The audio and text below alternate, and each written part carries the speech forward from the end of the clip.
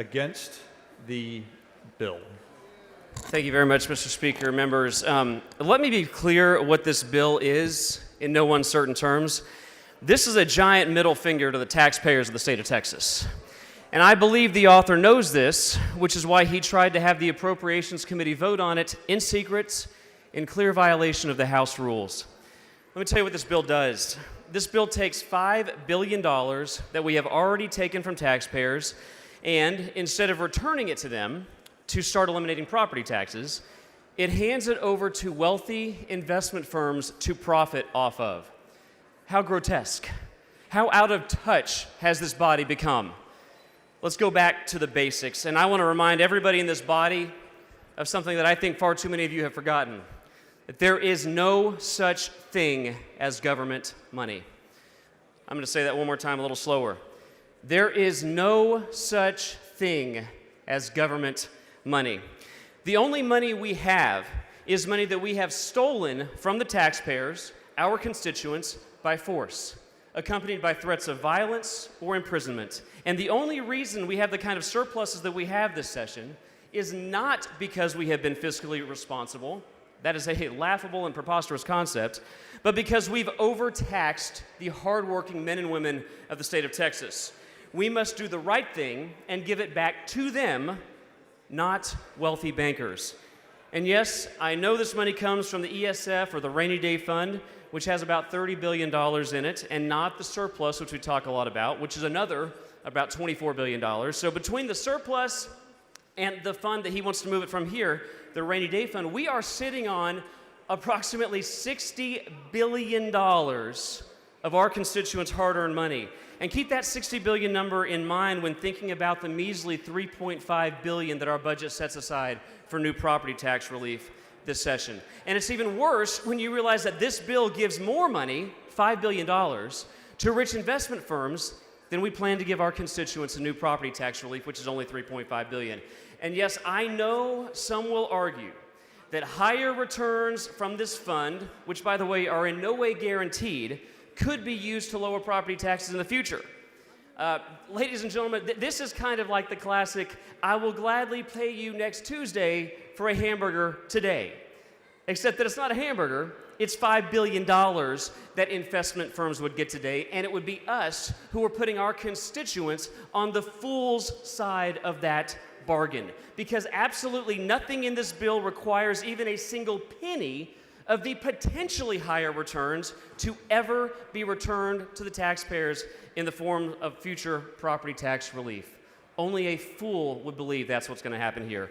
So let me close by saying that this has been, so far, the most anti-taxpayer session in the history of Texas, and it is past damn time we start showing Texas taxpayers the respect they deserve.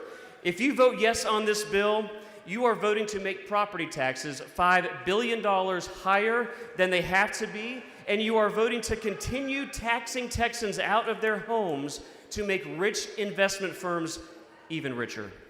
This is the people's money that we are talking about giving away, just like good little socialists. Reject this bill, stop growing government, give the people back their money. Mr. Anchia, for what purpose? Will the gentleman yield for one question, please? Does the gentleman yield for questions? Always. Gentleman yields. Did you just say on the House floor that I will gladly pay you Tuesday for a hamburger today? I use the cliche as something that is analogous to what we are trying to. Well, let me tell you something. Yes, that's correct. I think that's wimpy.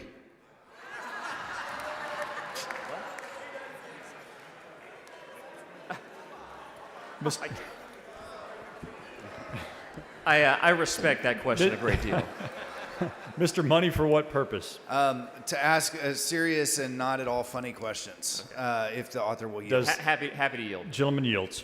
I know you are concerned with spending. I know that you are concerned with overtaxation of our citizens.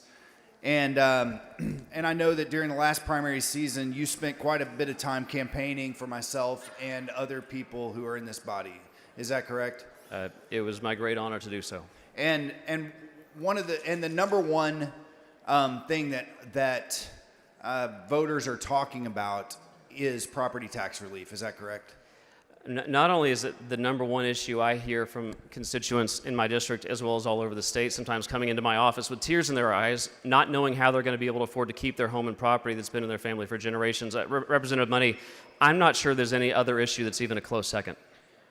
And I would agree. And I would say that looking at the Texas state budget over the last few bienniums, there are a number of expenditures that you or I would not have voted for that are there. Yeah.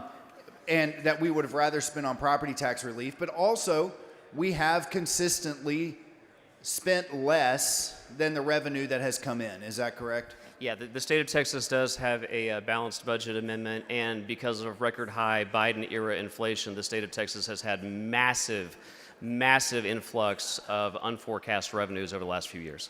And in contrast with Washington, D.C., that consistently spends way more money than they bring in taxes, we're spending less, and we have developed this large, I think you said $30 billion surplus over that time. Is that correct? Yeah, close. It's about a $24 billion in the surplus for just this session. No, it's okay. It's a great question, though, because people get very confused. There's actually two surpluses, really. We have one surplus that's about $24 billion. That's what we call the surplus. But then we also have another surplus that we call the rainy day fund, and that's got almost $30 billion. So we're sitting on a pile almost $60 billion high of our constituents' money. Okay, so in contrast, the Washington, D.C. has a deficit, which is every single year they spend more money than they have, Yeah. and a debt, which is what has accumulated over generations now of us spending more money than we have in Washington, D.C. In Texas, we have spent less, creating a surplus, and that has accumulated into what is the ESF or the rainy day fund. Is that correct? It is mostly correct. The surplus comes largely from the influx of cash from record high inflation, and then unfortunately the rainy day fund is born almost exclusively on the backs of an industry that is vital to the state, our oil and gas sector, through severance taxes. So I think we've been overtaxing actually on both fronts. And so with this additional capital, do you believe that it's better for the people, the private sector, to figure out how to invest that capital, or for government agencies and bureaucrats to do that?